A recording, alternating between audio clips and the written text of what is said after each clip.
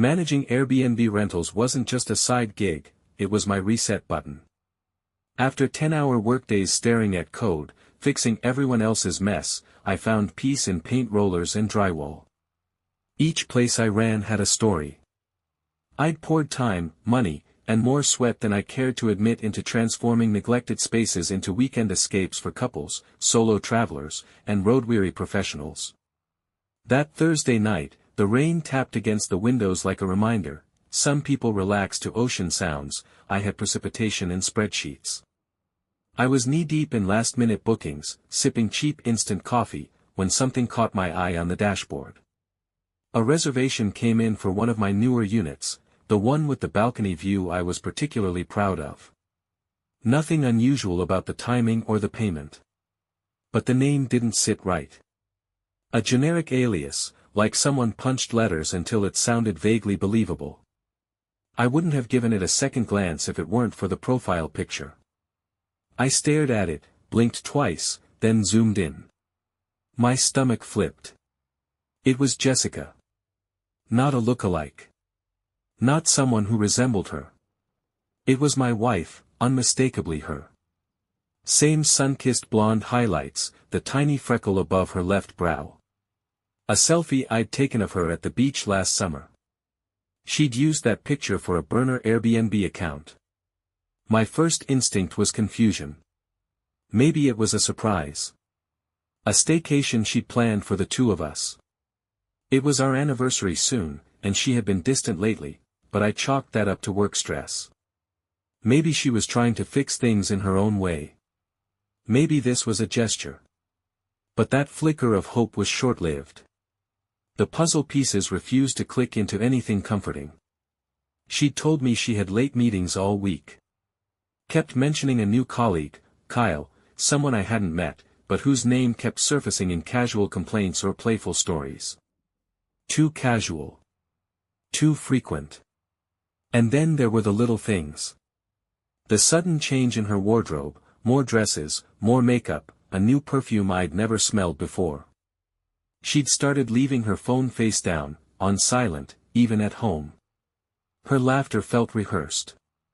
Her distance too practiced. Maybe I already knew. Maybe I just didn't want it to be true. I grabbed the spare key and my coat. The rain had picked up, which suited the mood, honestly. I didn't rush. I wasn't angry yet. Just rattled. Still trying to make it make sense. I told myself that I'd get there and find candles, maybe a card. That it was for me. The drive took 13 minutes, but felt like a full hour. My palms were sweaty on the steering wheel, my mind a carousel of hope and dread spinning faster than I could control. When I pulled into the driveway of the rental, her car wasn't visible. That made my heart sink deeper. Jessica hated parking on the street. I stepped out, letting the rain soak through my hoodie. I walked around the side of the property toward the back, where the balcony faced the woods. The light was on. And that's when I saw them. Through the glass sliding door, framed by the soft glow of Edison bulbs and wine glasses, Jessica, my wife of 7 years, wrapped in a blanket that wasn't hers, sitting beside a man whose arm was draped over her like he belonged there. He was shirtless, tanned like he lived outside, lean muscle built from a life I didn't know. They were close. Their knees touched.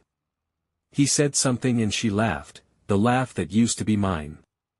She leaned into him and let her head rest on his shoulder. He poured her more wine. I didn't need more. My legs turned cold and heavy, the chill running deeper than the rain ever could. My chest felt hollow. Empty. Like all the oxygen had been pulled out of the air. I should have left then. But I stood there, frozen. Watching the scene unfold like I was a stranger in someone else's life. She kissed him. Not urgently. Not recklessly. But in that slow, familiar way I hadn't seen in months. That kiss told me everything I needed to know. This wasn't a fling. This wasn't new. And it sure as hell wasn't meant for me. I stood there in the shadows long enough for my legs to go numb, but the pain in my chest drowned out everything else. It was the kind of cold that didn't come from the rain, it came from— I reached for my phone and pulled up the security app. One of the outdoor cams I'd installed for safety, standard stuff for any host, faced just enough of the balcony to catch them from the side. I hit record. Not for evidence. Not for court. Just, for the truth. Because I knew there'd come a day when she'd tell me I imagined it. That it wasn't what it looked like. That I was paranoid. I wanted something to remind myself I wasn't crazy. When they finally went inside, I slipped away. I walked 4 blocks in the rain and sat in my car for hours, staring at nothing. I didn't cry. Didn't scream. I just let it sink in, the reality that the person I had built my life with had rewritten the script without telling me. And worse, had cast someone else in my role. Sleep came in short, suffocating waves. The inside of a car seat doesn't lend itself to comfort, especially not when your worlds come undone. By sunrise, I was still there, parked in a quiet residential street a few turns away from the rental. The ache in my back didn't compare to the one behind my ribs. Eventually, I made my way back to the property. Their car was gone. No trace left but the scent, and the silence. Inside, the place looked mostly untouched. That made sense. Jessica would have known better than to make a mess in a place tied to my name. Still, the air was heavy with the stench of cheap wine and unfamiliar cologne. His scent was everywhere. It clung to the couch, the throw pillows, even the damn curtain edges. And there it was, on the nightstand in the bedroom, a single silver earring. One of the pair I'd given her last Christmas. She always said they made her feel elegant. She'd cried when she opened the box. Now, she'd left one behind like it was a hotel mint. Her little calling card. Whether on purpose or carelessly forgotten, it didn't matter. The message was the same. She felt safe here. Comfortable enough to cheat in a space I built. I cleaned up methodically. Not because I cared about the mess, but because it gave my hands something to do. I opened windows. Scrubbed the wine ring off the balcony table. Washed the linens, even though they didn't look used. I didn't want any trace of them left. It felt like disinfecting a wound that hadn't even started healing yet. By mid-afternoon, the place looked untouched again, like nothing happened. Back home, Jessica was already there, lounging on the couch when I walked in. She looked up casually, the same fake smile on her face she'd been wearing for months now.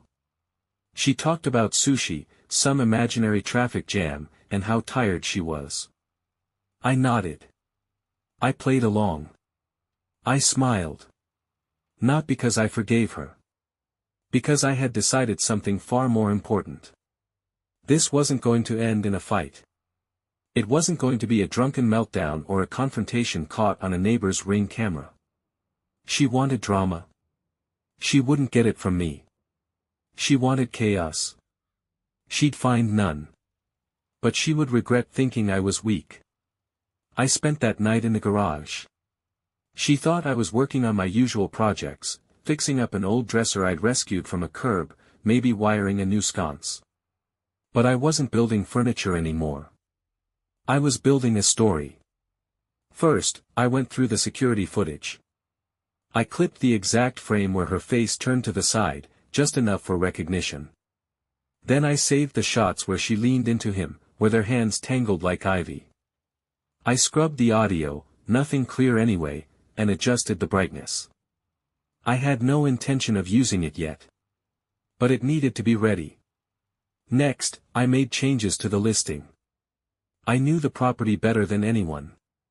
I knew what buttons to push, what type of headline caught people's eyes. I didn't upload anything yet. I didn't even change the title. I just saved the drafts, scheduled the photos. Gave myself room to back out. But deep down, I already knew I wouldn't. When I looked at the screen, at the quiet still from the camera feed, all I saw was disrespect. A woman who had no fear of consequence. A man who thought he'd walked into a secret kingdom, never realizing the king was just out of sight, watching, listening, preparing. That night, I lay in bed beside her. She drifted off quickly, face buried in the pillow, one leg kicked out like always. Like nothing was wrong. I stared at the ceiling, thinking about how much energy I'd poured into this marriage, into being steady, dependable, a man who showed up every day. And in return, I'd been replaced. Not with a better man. Just with someone more available. Someone new. Someone thrilling, probably. A fantasy she didn't have to build anything with. Just one she could escape to for a weekend behind a fake name. She hadn't even respected me enough to cheat somewhere anonymous. She'd used my world. My work. That was the part that stung the most. But the part she didn't count on, the piece she never understood, was that I didn't just build houses. I built stories. I crafted experiences. I understood how to capture attention and guide the narrative. And hers was about to be rewritten. Not by yelling. Not by violence. Not by confrontation. By exposure. Calculated. Ruthless. I would let the truth speak louder than any fight could. Let the internet, that great amplifier of everything embarrassing, do the heavy lifting. I wasn't the man she thought I was. And she was about to find out exactly what kind of man I had become. I spent the next few days watching her. Not out of affection, those days were done, but to study her. Jessica floated through the house like nothing had happened. She still left for work at weird hours. She still texted with that dopey little grin when she thought I wasn't looking. She still wore that same perfume, the one that made my skin crawl now. Her mask never slipped, not once. She was either fully delusional or frighteningly composed. She didn't suspect a thing. Meanwhile, I was quietly laying the foundation for a different kind of exposure. I waited until she was gone one morning, then pulled up my hosting dashboard and got to work. Everything about the listing was too clean. Too boring.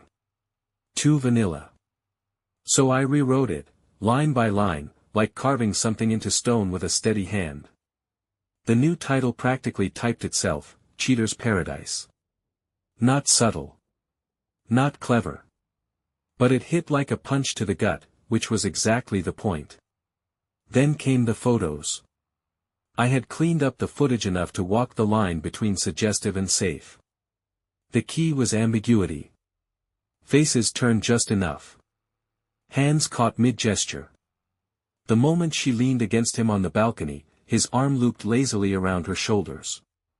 A blurry silhouette of two bodies pressed close, glasses in hand, city lights in the background. Anyone who knew Jessica would recognize her. Anyone who didn't would just raise an eyebrow. I stitched them into a slideshow like any other Airbnb host showing off their cozy, romantic setup. Then the description. It started playful, light, almost like I was in on the joke.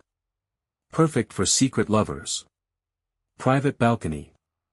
Mood lighting. No questions asked. Discreet, just like your affair. Beneath it, I added little touches. Phrases like ideal for quick getaways and a place where nobody needs to know your last name. Every word a dagger, dipped in honey. I saved the listing and walked away from the computer. I didn't post it to Facebook. Didn't DM it to friends. I just let it exist, like a snare in the woods. A trap set not for Jessica, but for attention. For the curiosity that the internet feeds on. And as I expected, it didn't take long. 3 days after I published the update, traffic on the listing spiked. Views poured in from out of state, even overseas. I noticed the referral source was Reddit.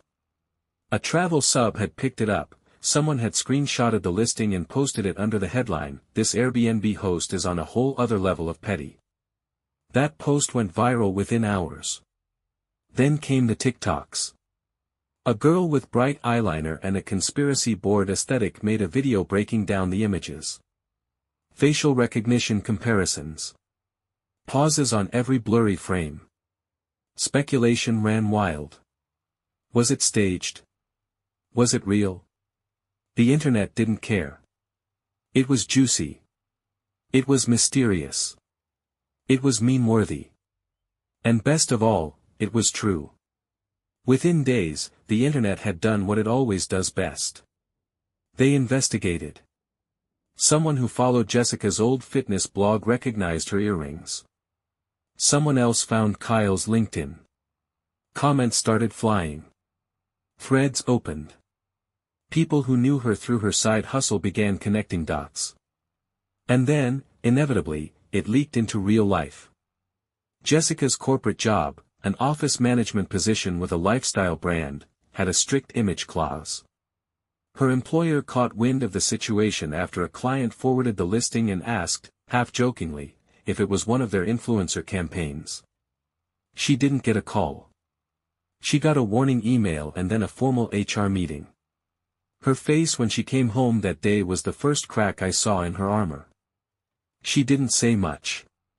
Just stared at her phone like it had betrayed her. But I didn't ask. I just watched. Meanwhile, her Instagram following began to dip. Slowly at first.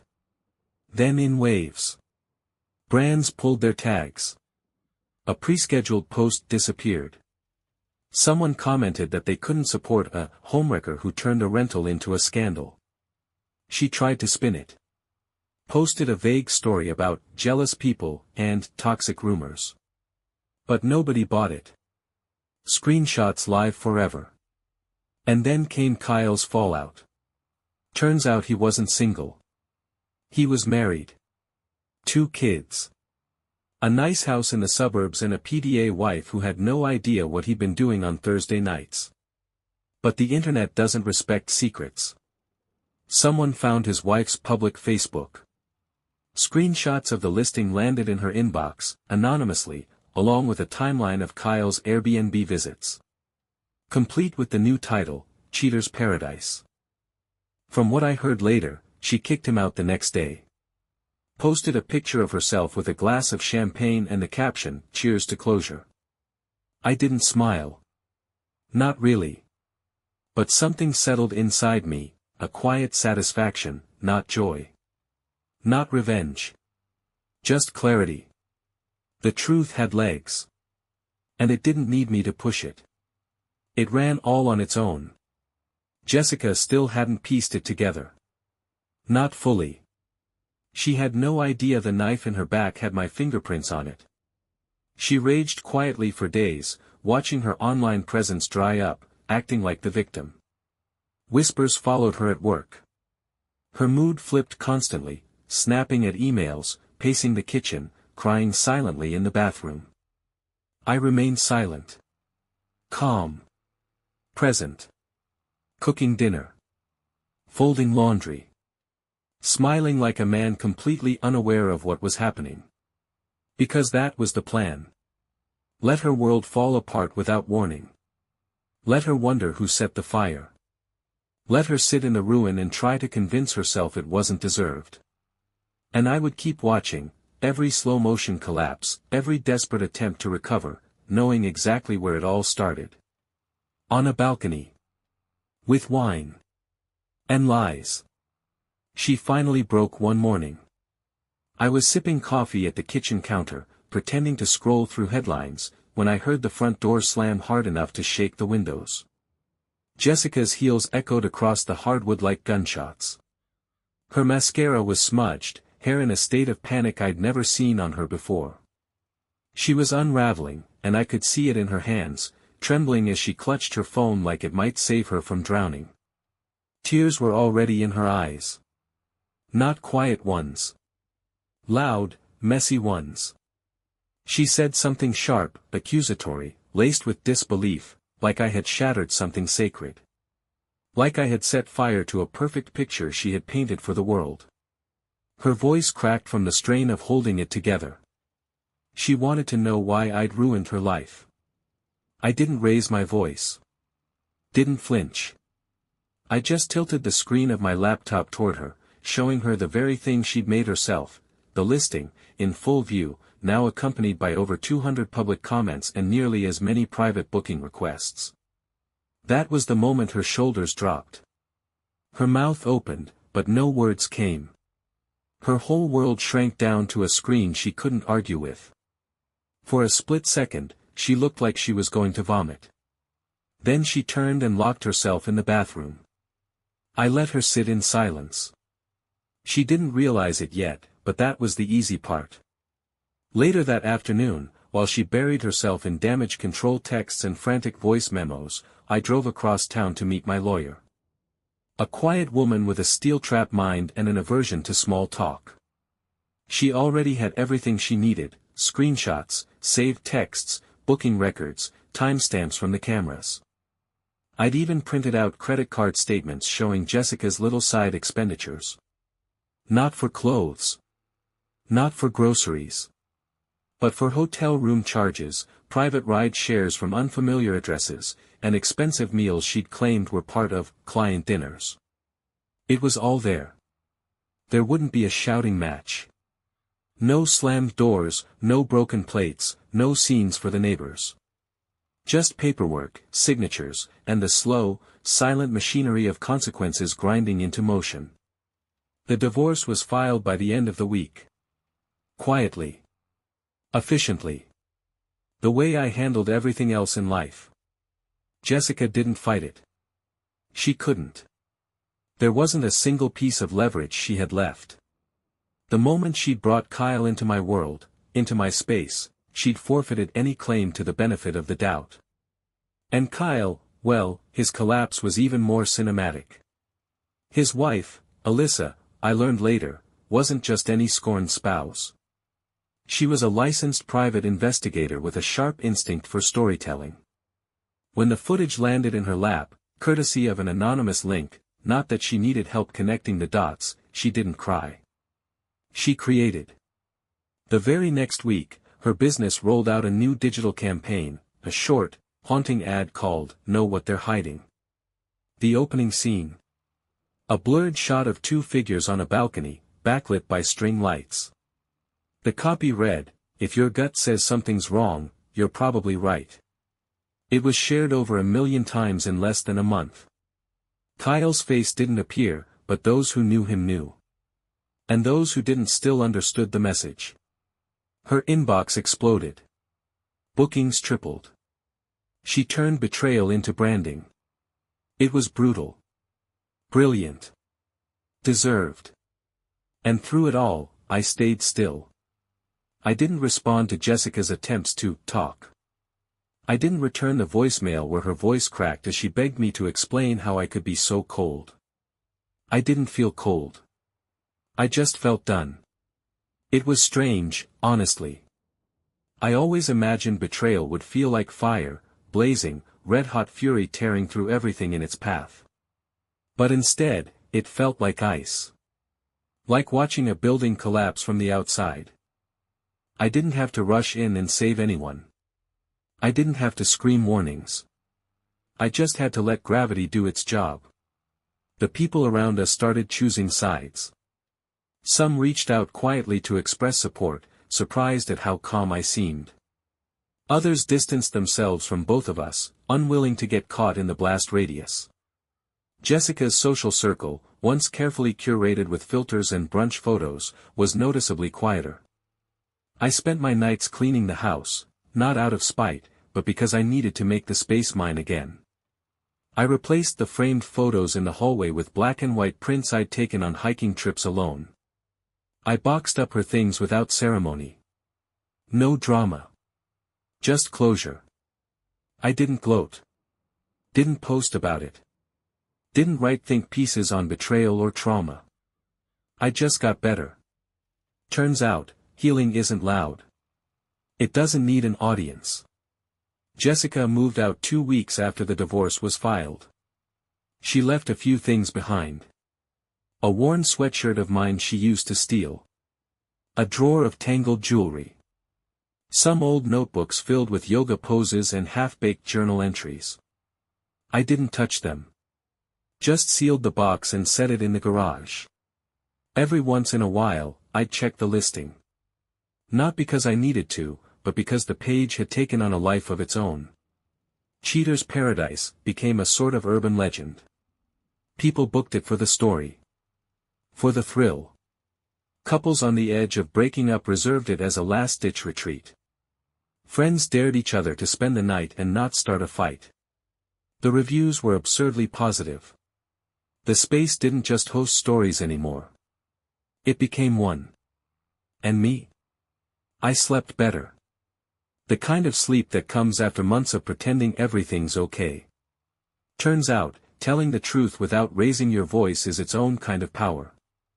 And watching someone else dig their own grave. That's just gravity doing what it does best. It was a quiet Tuesday when I walked by the property again. Sunlight cut through the branches, catching the windows in soft gold. The place looked warm, inviting. Exactly how I designed it. But now it had something else, a story behind the curtains, whispered between guests who booked it more for the notoriety than the decor. Cheater's Paradise. That name had stuck like wet paint, and instead of washing it away, I embraced it. The booking calendar? Full. For the first time since I'd opened it, I had a waiting list 2 months long. Influencers tagged it in mysterious posts. People came for the irony. The thrill. The little jolt of internet fame they hoped might rub off. I'd gotten interview requests, journalists wanting the inside scoop on the petty host with a purpose. I never replied. The new listing caption said enough, recently renovated. Emotionally, too. That line wasn't written in bitterness. It was a declaration. A reminder that the real project wasn't the hardwood floors or the lighting, it was me. I'd rebuilt myself in silence, one day at a time, while the rest of the world marinated in drama. They thought I'd break. That I'd spiral. That I'd drown in rage or sink into some sad boy phase of late-night whiskey and cryptic quotes. But here's what they didn't get, there's power in stillness. Silence, when chosen, is surgical. A scalpel. Not a scream. Betrayal changes you. Not in the explosive, movie script kind of way. But in small, relentless cuts. The way you stop reaching for your phone when they're late. The way your heartbeat doesn't quicken when their car pulls into the driveway. It's the absence of weight where there used to be warmth. What hurts most isn't the act itself. It's the transformation. Watching someone you once knew better than anyone slowly become a stranger who lies to your face without blinking. Who smiles like nothing's wrong while they plan weekends with someone else. That part, the quiet erosion of shared reality, is what breaks something deep. And the worst part? You can't unsee it. But you can rebuild around it. Jessica had mistaken my patience for passivity. She assumed I was the kind of man who'd suffer in silence because I didn't shout. That I'd forgive because I didn't confront. But silence isn't surrender. It's strategy. I didn't fall apart. I just paused. And when I moved, I made sure the ground shifted under her feet. Kyle faded from relevance quicker than I expected. After his wife turned their personal collapse into a marketing goldmine, he disappeared from socials. Probably licking wounds, maybe rebuilding his own shattered image in some distant suburb. I didn't care. He was a symptom, not the disease. Jessica tried to salvage her life with rebrands. Private accounts. New fitness plans and healing retreats she posted from like she'd discovered spirituality through betrayal. The captions always leaned vague, poetic. But the eyes? They said everything. She knew. And she knew everyone else did too. I hadn't taken revenge. I'd revealed the truth. I hadn't destroyed her. She simply collapsed under the weight of her own choices. And me? I found quiet. Not peace, at least not at first, but clarity. I went back to long walks. Repainted the walls of the house we once shared. I moved my desk to face the window. Adopted a dog from a rescue shelter, a clumsy shepherd mix who snored louder than a chainsaw but somehow made the house feel alive again. I reconnected with friends.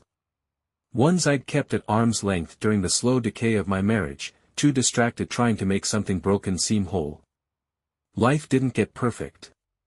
But it got real. There were days I missed what we had. Not the woman, but the version of her I believed in. The illusion. The blueprint of a life we promised each other but never finished building. I grieved that, quietly. You don't spend years with someone and walk away untouched. You carry echoes. Glimpses. They surface at odd moments, in music, in smells, in the way your hand hovers over an empty space in the bed before you remember why it's there. But grief is honest. Lies aren't. And I'd take truth over comfort any day. Sometimes I wonder if she tells people her version of the story. That I embarrassed her. That I exposed her for attention or revenge. That I was cruel. But those who know me, know better. They saw the silence. They saw the restraint. They saw a man cornered in his own home, in his own life, who chose dignity over chaos. It was never about revenge. It was about letting consequences find their way to the source. The world doesn't need fire when truth does the burning. Now, when I walk past Cheater's Paradise, I don't see betrayal anymore. I see evolution. I see a space transformed. I see a man who didn't crumble under heartbreak, but redesigned himself around it. Stronger. Smarter. Sharper. They thought I'd fall apart. Instead, I became someone unshakable.